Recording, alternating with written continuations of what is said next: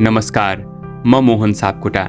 पुस्तक जीत तपाईँकोबाट हामीले 4वटा अध्यायहरू पढेर सकेका छौँ र अबको अध्याय हो अध्याय 5, प्रेरणा, मोटिभेसन।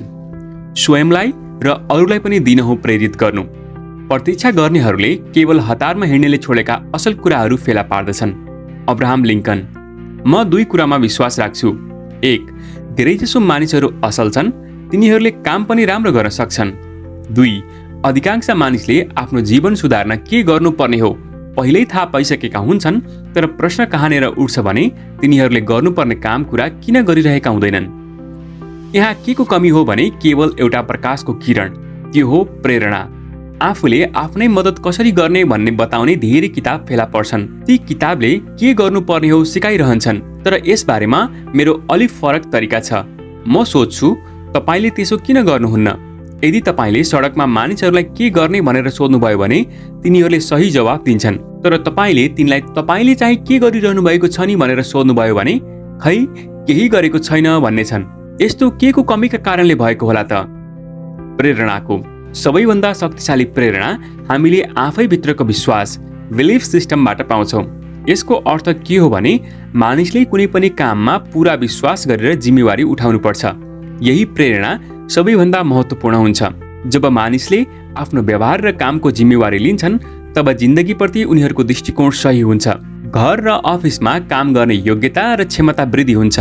दुवै ठाउँमा मानिसहरूमा उनीहरूको सम्बन्ध पहिलाभन्दा घनिष्ठ हुन्छ। त्यसपछि क्रमशः जिन्दगी अझै सार्थक र पूर्ण हुन्छ। व्यक्तिका शारीरिक आवश्यकताहरू पूरा भएपछि भावनात्मक आवश्यकता अझ ठुलो प्रेरणादायी तत्त्व बन्न जान्छन्। हाम्रा हरेक क्रियाकलाप नाफा र घाटाको सिद्धान्तबाट प्रेरित हुन थाल्दछन्। यदि घाटाभन्दा फाइदा बेसी छन् भने यही प्रेरक हुन पुग्छन् र फाइदाको तुलनामा घाटा धेरै देखिन्छ भने यही बाधक बन्छ। केही फाइदा स्पष्टतर टेन्जिबल हुन्छन्, जस्तो धन सम्पत्ति, छुट्टीहरू र उपहार।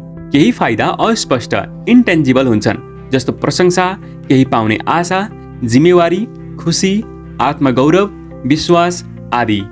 प्रेरणाको परिभाषा खोजौँ। Let's define motivation. अर्को जान्नुपर्ने सवाल के हो भने प्रेरणा आखिर के हो त? प्रेरणा यस्तो इच्छाशक्ति हो जसले हाम्रो भावना र कार्यकौशललाई प्रेरित गर्दछ। प्रेरित गर्नुको अर्थ हो प्रोत्साहित र अन्तर्प्रेरित गर्नु। प्रेरणाको अर्थ के पनि हुन सक्छ भने काम अथवा भावनाका लागि ज्यान नै अर्पित गर्नु। प्रेरणा ज्यादै शक्तिशाली हुन्छ। यसले तपाईँमा दृढ विश्वास जगाउँछ र तपाईँको विचारको गाडीलाई डटेर काम गर्नका लागि अगाडि बढाउँछ। अर्को शब्दमा प्रेरणालाई कामको लागि उद्देश्य, motivation is equal to motive plus action पनि भन्न सकिन्छ। यो यस्तो शक्ति हो जसले वास्तवमै तपाईँको जिन्दगी बदल्न सक्छ। हामीलाई प्रेरित हुन किन आवश्यक छ? प्रेरणाले नै हाम्रो जिन्दगीको गाडीलाई अगाडि बढाउँछ। यो सफल हुने इच्छाबाट आउँछ। सफलता बिना जीवनमा केही पनि गर्व हुँदैन, कुनै आनन्द हुँदैन, कुनै इच्छा हुँदैन, चाहे घर होस् या अफिस। जिन्दगी एउटा पाङ्रो पङ्क्चर भएको गाडी गुडी जस्तै घचाघुचक गर्दै गुड्दछ। प्रेरणाको सबैभन्दा ठुलो शत्रु आत्मसन्तुष्टि। आत्मसन्तुष्टिले मानिसलाई अल्छी बनाउँछ। जब मानिस अल्छी हुन्छ तब उसले सारा हौसला परित्याग गर्छन्, किनभने उनीहरूलाई के गर्नु जरुरी छ भन्ने पत्तै हुँदैन। प्रेरणा, यसले कसरी काम गर्छ? Motivation, how does it work? मानिसहरूले प्रेरणा कसरी प्रस्तुत हुन्छ भन्ने बुझे भने उनीहरूले आफूलाई र अरूलाई प्रेरित गर्न सक्दछन्। तपाईँको ऊर्जा नै आन्तरिक प्रेरणा हो। तपाईँले अरूलाई कस्तो व्यवहार गर्नुहुन्छ त्यसको आधारमा नै अरूले तपाईँसँग सम्बन्ध राख्ने गर्दछन्। व्यक्ति कसरी सधैँ उत्प्रेरित र लक्ष्यप्रति केन्द्रित रहन सक्छ? खेलाडीहरूले लामो समयदेखि अपनाउँदै आएको तरिका हो आत्मसुझाव, सेल्फ सजेसन। आत्मसुझाव एउटा सकारात्मक अभिव्यक्ति हो जसलाई बारम्बार दोहोऱ्याइन्छ, अथवा त्यो एउटा सकारात्मक आत्मवार्ता, सेल्फ टक पनि हो। उदाहरणका लागि, मानौ तपाईँले नयाँ काम सुरु गर्दै हुनुहुन्छ। प्रत्येक दिन तपाईँले धेरै पटक आफैसँग दिनदिनै बढीभन्दा बढी आत्मविश्वास बढिरहेको छ भन्नुहुनेछ। अथवा मानौ तपाईँको किशोर अवस्थाको छोरा यस्तै अवस्थाबाट गुज्रिरहेको छ कि उसले भनेका प्रत्येक कुराहरूको तपाईँलाई दिगदार लाग्छ र तपाईँलाई पनि रिस उठ्छ, तर तपाईँले आफैलाई मनमा नै भन्नुहुनेछ, म छोरासँग कुरा गर्दा नरम र शान्त भएर कुरा गर्नेछु। प्रेरणा र हौसला बीच के भिन्नता छ?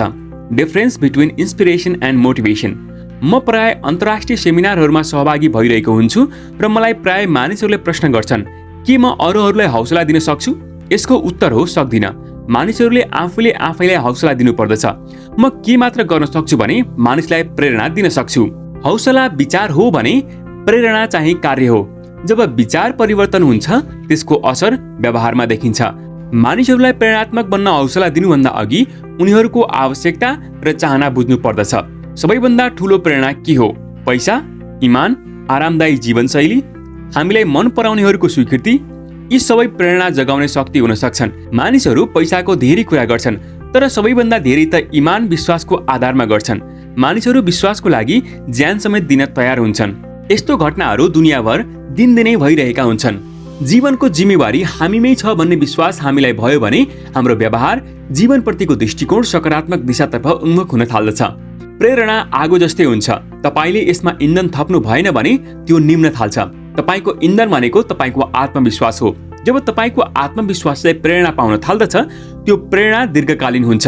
आन्तरिक र बाह्य प्रेरणा, इन्टरनल एन्ड एक्सटर्नल मोटिभेसन। प्रेरणालाई दुई प्रकारमा विभाजन गरिएको छ, आन्तरिक र बाह्य। बाह्य प्रेरणा, बाह्य प्रेरणा बाहिरी कुराहरूबाट आउने गर्दछ। बाह्य प्रेरणाको उदाहरणहरू पैसा, सामाजिक सान तथा डर हुनु। उदाहरणका लागि बाबुआमाले पिट्लान् भन्ने डर, जागिर खुस्केला भन्ने डर आदि। डरबाट उत्पन्न हुने प्रेरणा। एउटा कम्पनीले पेन्सन योजना सुरु गर्न लागेको थियो। त्यो योजना सुरु गर्न 100% सहभागीहरूको आवश्यकता पर्दथ्यो। सबैजनाले त्यो योजनामा सहभागिता जनाए, तर जोन भने त्यसमा सहमत भएन। सबैजनाले योजनाले राम्रै गर्ने विश्वास गरे, तर जोनको असहमति त्यस पेन्सन योजनाको लागि बाधक बन्यो। जोनका साथीभाइ तथा हाकिमले उनलाई सम्झाउन अनेक प्रयास गरे, तर सकेनन्। कम्पनीको मालिक जोनलाई आफ्नो कार्यालयमा बोलाएर भने, जोन, यो कलम लिऊ र पेन्सन योजनाको फारममा हस्ताक्षर गर। यदि तिमी पेन्सन योजनामा सहमत हुन सक्दैनौ भने तिमीलाई म अहिले जागिरबाट निकालिदिन्छु। उक्त कुरा सुनेपछि जोनले पेन्सन फारममा चुपचाप हस्ताक्षर गर्यो। कम्पनी मालिकले जोनलाई पहिले किन फारम नभरेको भनी सोधे। जोनले भने, यसअघि कसैले पनि मलाई तपाईले भने जस्तो सरल र स्पष्ट रूपमा पेन्सन योजनाको बारेमा बताएका थिएनन्। डर प्रेरणाका निम्नलिखित फाइदाहरू छन्। यसले चाँडै काम फत्ते गराउँछ। यसले ढिलो काम सकेर हुने नोक्सानीबाट जोगाउँछ। छोटो समयको दौरानमा यसले मानिसको व्यवहारमा सुधार ल्याउँछ। पिरामिड दासहरूले बनाएका हुन् भन्ने कुरा हामीले इतिहासमा पढेका छौँ। उनीहरूलाई निरन्तर निगरानी गरिन्थ्यो। उनीहरूले लापरवाही गरे भने सजाय दिइन्थ्यो। डर प्रेरणाका बेफाइदाहरू पनि छन्। ती हुन्, यो बाह्य प्रकारको हुन्छ र जबसम्म प्रेरणा दिने व्यक्ति उपस्थित हुन्छ तबसम्म प्रेरणा रहिरहन्छ। प्रेरणा दिने व्यक्ति गएपछि प्रेरणा पनि रहँदैन।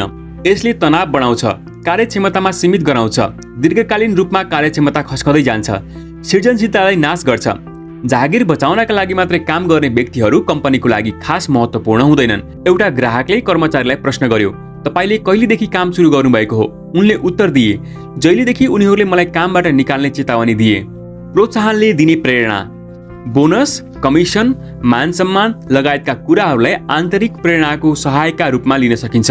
यस्तो प्रेरणात्मक कुराहरूको एउटा ठूलो फाइदा के छ भने जबसम्म ती प्रेरणाहरू सबल रहन्छन् तबसम्म यसले राम्रै गरिरहन्छ। एकछिन गधाको कथाबारे कुरा गरौँ, जसबाट काम लिन गाजरको सहारा लिनु पर्दथ्यो। आफ्नो अगाडि झुन्डिरहने गाजरलाई देखेर गधाले भारी लादेको गाडा घिसारिरहन्थ्यो। यदि त्यो गधा भोको थियो भने भोकका कारण काम गर्ने प्रेरणा हुन्थ्यो। गाजर स्वादिलो र भारी केही कम हुने हो भने उसको काम गर्ने हौसला अझ बढ्थ्यो। समय समयमा गधालाई गाजर खान दिनु पर्दथ्यो, नत्र उसलाई हतोत्साहित हुन्थ्यो। जब गधाले गाजर टोक्थ्यो र पेट भरिन्थ्यो तब फेरि भारी ओसार्न ऊ भोको हुन्जेल पर्खनु पर्दथ्यो। यस्तो चक्र हामी व्यापारिक वातावरणमा देख्न सक्छौँ। आफ्नो बिक्री कोटा पूरा भएपछि सेल्सम्यानहरू बिक्री गर्न छोडिदिन्छन्, किनभने उनीहरूको प्रेरणा बिक्री कोटा पुर्याउनु मात्र हुन्थ्यो। यो बाह्य प्रेरणा हो, आन्तरिक होइन। आन्तरिक प्रेरणा। एउटा किशोर केटो सधैँ फुटबल अभ्यासको लागि आउने गर्दथ्यो। सधैँ ऊ आफ्नो बाबुसँग आउने गर्दथ्यो। उसको बाबु खेल मैदानभन्दा पर उसलाई कुरिरहन्थे, तर त्यो केटो कहिले पनि खेल सुरुवात गर्ने टोलीमा पर्दैनथ्यो। झगडा खेलाडीको रूपमा रहन्थ्यो। एकपटक म्याच सुरु भएको 4 दिन हुँदासम्म ऊ अभ्यासको लागि आएन। ऊ क्वार्टर फाइनल, सेमी फाइनलमा समेत अभ्यास गर्न आएन। एकैपटक फाइनलको दिनमा ऊ देखा पर्यो र प्रशिक्षकसँग गुनासो गर्न पुग्यो। प्रशिक्षकज्यू, तपाईले मलाई कहिल्यै पनि टिममा सामेल गर्नु भएन, जहिले पनि झगडा खेलाडीको रूपमा राख्नुभयो। कृपया आज मलाई खेल्न दिनुहोस्। प्रशिक्षकले भने, माफ गर साथी, म तिमीलाई खेल खेलाउन सक्दिन। टिममा तिमीभन्दा राम्रा खेलाडीहरू छन् र त्यो पनि आज त फाइनल खेल हो। सिङ्गो विद्यालयको नाम दाउमा छ। तिम्रो लागि म जोखिम उठाउन सक्दिन। केटोले जिद्दी गर्न थाल्यो, कृपया मलाई एउटा मौका दिनुहोस्, म बाचा गर्छु, तपाईलाई निराश पार्ने छैन। त्यस केटोले कहिले पनि प्रशिक्षकसँग खेल्न पाऊँ भनेर त्यसरी आग्रह गरेको थिएन। प्रशिक्षकले भने, ठिक छ, म तिमीलाई एकपटक खेल्ने मौका दिन्छु, तर याद राख, म आफ्नो सही निर्णयबाट विमुख भएर तिमीलाई खेल्न मौका दिइरहेको छु। सिङ्गो विद्यालयको नाउँ दाउमा छ, मलाई निराश पार्ने काम नगर। जब खेल सुरु भयो, केटोले आफ्नो ज्यान दिएर खेल्यो। प्रत्येक पटक जब उसले बल पायो, ऊ गोल गर्न सफल भयो। ऊ त्यस दिनको आकर्षणको केन्द्रबिन्दु बन्यो। उसको टिमले खेल जित्यो। खेल सकिएपछि प्रशिक्षक ऊ भएको ठाउँमा गयो र भन्यो, के हो केटा, म अहिलेसम्म कसरी गलत भएँ? तिमीले यति राम्रो कसरी खेल्न सक्यौ? केटोले उत्तर दियो, किनभने आज मेरो बुवाले मेरो खेल हेरिरहनु भएको थियो। प्रशिक्षकले केटोको बुवा बस्ने ठाउँतिर हेर्दै भने, खोइ त, म तिम्रो बुवालाई देख्दिनँ नि।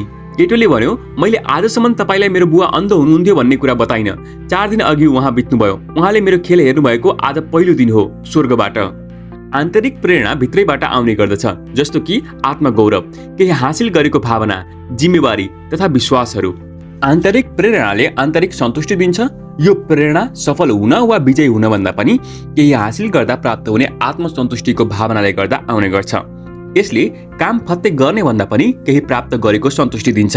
महत्त्वहीन लक्ष्य प्राप्तिले पूर्णताको आभास हुन सक्दैन।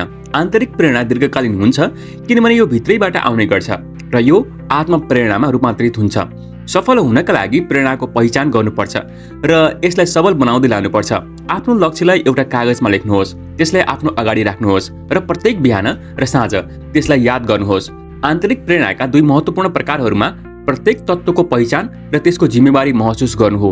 पहिचान भन्नाले त्यसको महत्त्वको महसुस गर्नु र त्यसलाई आदर गर्नु हो, साथै त्यसमा समाहित भएको अनुभव गर्नु हो। जिम्मेवारीले लगाव र अपनत्वको भावना विकसित गराउँछ। यो समग्र खाकाको एक भाग हुन पुग्दछ, तर जिम्मेवारीको भावना भएन भने प्रेरणाहीन हुन पुग्छ। मान्यता बाह्य कुरा हो, किनभने यो बाहिरी कुराबाट आउने गर्दछ। जिम्मेवारी आन्तरिक हो र आफै भित्रबाट उत्पन्न हुने गर्छ। जिलको घटनालाई नै हेरौँ न। उनले कस्टमर सर्भिस रिप्रेजेन्टेटिभको रूपमा 6 वर्षदेखि काम गरिरहेकी थिइन्, जुन समयलाई लामो नै मान्नुपर्छ, किनभने उनीभन्दा पछि आएकाहरूले पनि काम छोडेर धमाधम गइरहेका थिए। उनले काममा राम्रो प्रतिफल पनि पाइरहेकी थिइन्। जिललाई आफ्नो काम मन पर्थ्यो। ग्राहकसँग कुरा गर्नु र उनीहरूका समस्या समाधान गर्दा उनलाई गर्वको महसुस हुन्थ्यो। तर उनलाई मन नपर्ने कुरा के थियो भने उनीभन्दा मुनिका कर्मचारीहरू जो काममा 2 वर्ष मात्रै पुराना छन्, उनी बराबरको स्तरमा आएका थिए। उनले जिलको सल्लाह सुझावलाई वास्ता गर्दैनथे। यस्तो हुँदा उनलाई दुःख लाग्थ्यो। कुनै समस्या आइपर्दा उनीहरू सहयोगका लागि म्यानेजर कहाँ जान्थे, जबकि म्यानेजरसँग पनि जिलको जस्तो व्यावहारिक अनुभव थिएन। जिलले राम्रै काम गरिरहेको भए पनि उनी आफ्नो कामबाट सन्तुष्टि नभएको उनको म्यानेजरले बुझे। जिल जस्तो राम्रो कर्मचारी गुमाउनु हुन्न भन्ने म्यानेजरले बुझेका थिए। उनले जिलको तलब सुविधा बढाइदिए, तर पनि जिलको काम गर्ने शैली यथावत नै रह्यो। उनी खुसी भएनन्। तलब सुविधा बढ्नु राम्रै कुरा हो, तर जिलले चाहेको कुरा आदर थियो। म्यानेजरले वस्तुस्थिति बुझ्न जिलसँग कुरा गरे र उनले असन्तुष्टिको कारण पनि पत्ता लगाए। उनले जिललाई सुपरभाइजर पदमा बढुवा गरिदिए र प्रत्येक समस्याको समाधान जिल मार्फत हुने व्यवस्था मिलाए। आफूमा थपिएको जिम्मेवारीले जिललाई काम गर्ने ऊर्जा थप्यो र अरूलाई आदर गर्ने वातावरण बनाइदियो। कुनै पनि काम गर्दा पैसाको रूपमा प्राप्त हुने प्रतिफल लामो समय टिक्दैन, जबकि कुनै पनि विचार, योजना कार्यान्वयन भएको अनुभव भावनात्मक रूपमा आत्मसन्तुष्टि दिने खालको हुन्छ। उनीहरूले आफूलाई सम्पूर्ण समूहको एक अङ्गको रूपमा अनुभव गर्दछन्। कुनै सही काम गर्नु आफैमा एउटा प्रेरणा हो। हामी सबै सकारात्मक वा नकारात्मक रूपमा प्रेरित भइरहेका छौँ। म क्यानाडाको टोरेन्टोमा हुँदा 2 भाइको कथा सुनेको थिएँ। तीमध्ये एक भाइ लागु पदार्थका अम्मली र पिएकर थिए र नसामा आफ्नो घर परिवारका सदस्यलाई पिटपाट गर्थे। अर्को भाइ सफल व्यापारी थिए। समाजमा उनको मान सम्मान थियो र उनको राम्रै परिवार थियो। एकै बुवा आमाका सन्तानहरू, एकै वातावरणमा हुर्किएका व्यक्तिहरू पनि किन यति धेरै असमान? पहिलोलाई सोधियो, तिमी लागु पदार्थ सेवन गर्ने, घर परिवारलाई पिटपाट गर्ने काम किन गर्छौ? यस्तो काम गर्ने प्रेरणा तिमीलाई कहाँबाट आयो? उसले भन्यो, मेरो बुवाबाट। उनी लागु औषधिको अम्मली थिए। उनी पिएकर थिए र घरका सदस्यलाई पिट्ने काम गर्थे। यस्तो प्रेरणाले म के बन्नु पर्थ्यो भन्ने तपाईँ अपेक्षा गर्नुहुन्छ? दोस्रोलाई सोधियो, कसरी तिमी हरेक काम सही ढङ्गले गर्छौ? तिम्रो प्रेरणाको स्रोत के हो? तपाईँ अनुमान लगाउन सक्नुहुन्छ? उसले के जवाफ दियो? मेरो प्रेरणाको स्रोत मेरो बुवा हो। मैले सानैदेखि बुवाले पिउने बानी र उहाँको गलत व्यवहार देखेँ र मैले बुवाले गरे जस्तो नराम्रो काम कहिले पनि गर्ने छैन भन्ने प्रण गरेँ। दुवै भाइले एउटै ठाउँबाट प्रेरणा पाइरहेका थिए, तर एउटाले त्यसलाई सकारात्मक रूपमा लियो भने अर्कोले नकारात्मक रूपमा। नकारात्मक प्रेरणाले सजिलो बाटोमा अग्रसर गराउँछ, जुन पछाडि गएर गाह्रो साबित हुन जान्छ। काममा रहँदा प्रेरणाबाट प्रेरणाहीनतातर्फका 4 कदम। मानिसहरू कुनै काम सुरु गरेपछि प्रायजसो प्रेरणा र प्रतिस्पर्धाका चरण हुँदै अघि बढ्ने गर्दछन्। 1. प्रभावहीन प्रेरणा, मोटिभेटेड इनइफेक्टिभ। आफ्नो कामको दौरानमा कर्मचारीहरू कुन बेला सबैभन्दा बढी प्रेरित हुन्छन्? जब उसले काम पाउँछ।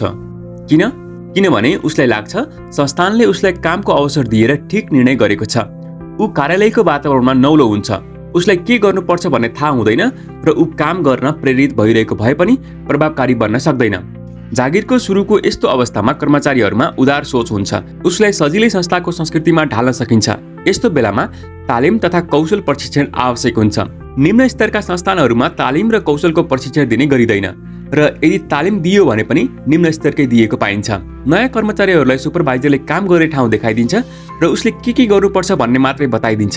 सुपरभाइजरले आफूले गरिरहेको राम्रो कामका साथसाथै नराम्रो कामबारे पनि बताइदिन्छ, किनभने ऊ आफै के सही र के गलत छुट्याउन सक्ने अवस्थामा हुँदैन। यसरी नयाँ कर्मचारीले नराम्रो कुरा पनि सिक्छ, किनभने सुपरभाइजरले त्यसरी नै उसलाई सिकाएको हुन्छ र नयाँ कर्मचारीलाई संस्थानको संस्कृतिमा ढाल्न सकिने एउटा राम्रो अवसर गुम्छ। अर्कोतर्फ पेशागत संस्थानहरूले कर्मचारीलाई कामको जिम्मेवारी सुम्पदा विशेष ध्यान दिने गरेको हुन्छ। यस्ता संस्थानले अरू कुराको साथसाथै निम्न कुरा सम्झाउने गरेको हुन्छ।